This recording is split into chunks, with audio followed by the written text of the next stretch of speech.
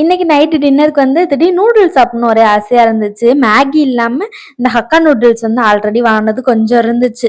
ஒரு 2 டைம் செஞ்சுட்டு கொஞ்சமா இருந்துச்சு. சரி செய்யலாம்னு அத வச்சு தான் பிளான் பண்ணி வச்சிருந்தேன். எடுத்து பார்த்தா ரொம்பவுமே கொஞ்சமா இருந்துச்சு. 4 பேத்துக்கு சுத்தமாவே பத்தாது அப்டின்ட்டு ஹஸ்பண்ட்ட கேட்டதுக்கு வந்து சாப்பாடு நான் சாப்பிட்டுக்கிறேன். நீங்கலாம் நூடுல்ஸ் செஞ்சு சாப்பிடுங்க அப்டின்னாங்க. அவங்கள விட்டுட்டு சாப்பிடவும் மனசே வரலையா, சரி எல்லாருமே தோசைய ஊத்தி சாப்பிட்டுறலாம் அப்டின்ட்டு பிளான் பண்ணியாச்சு. இருந்தாலும் மனசு கேட்கவே இல்ல. இது செஞ்சு சாப்பிட்டே ஆகணும் அப்டின்ட்டு சரி வெஜிடபிள்ஸ்லாம் நெறையா இருந்துச்சு. அத போட்டு அதிகமா பண்ணிரலாம் வெஜிடபிள்ஸ் போட்டு.